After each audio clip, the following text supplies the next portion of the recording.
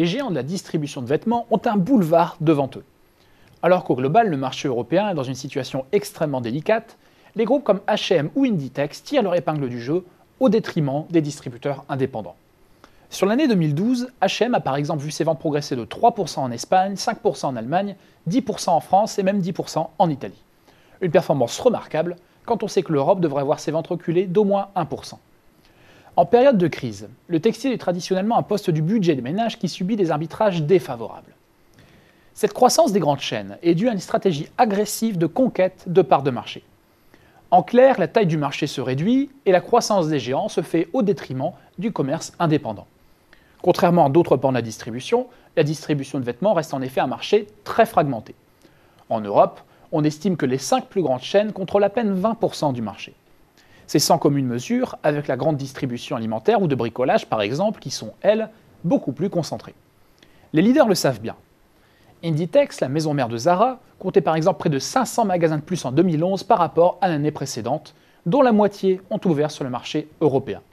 La stratégie est claire, gagner des parts de marché sur les indépendants avec une stratégie de volume. La crise apporte ainsi une opportunité pour ces groupes leaders d'accroître encore leur part de marché, alors que la distribution indépendante traverse une très mauvaise passe. On le voit sur cette courbe, le textile est l'un des rares pans de la distribution où l'indice des prix a suivi une tendance structurellement baissière au cours des dernières années.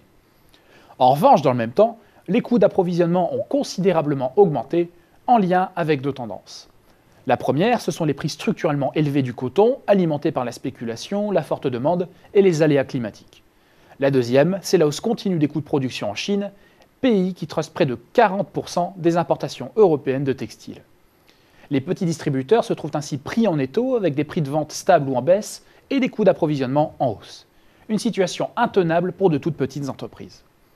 Les géants du secteur, en revanche, ont beaucoup mieux géré cette nouvelle donne, même si leur rentabilité s'est sensiblement dégradée. Tous ont par exemple pris le virage du commerce en ligne, une option impossible pour les petites structures. Le groupe Gap réalise déjà ainsi près de 10% de son chiffre d'affaires via son site web. Les groupes ont également revu leur stratégie de sourcing. Alors que la Chine devient de plus en plus chère, d'autres pays ont pris le relais et ont considérablement développé leurs exportations à destination de l'Europe. C'est notamment le cas de l'Inde, du Pakistan, du Vietnam et du Bangladesh, qui affichent une croissance très soutenue de leur volume à destination du marché européen. Dernier levier enfin, le cap sur les émergents. Si la Chine devient chère, c'est que les salaires augmentent et que le pays dispose d'un gigantesque marché intérieur.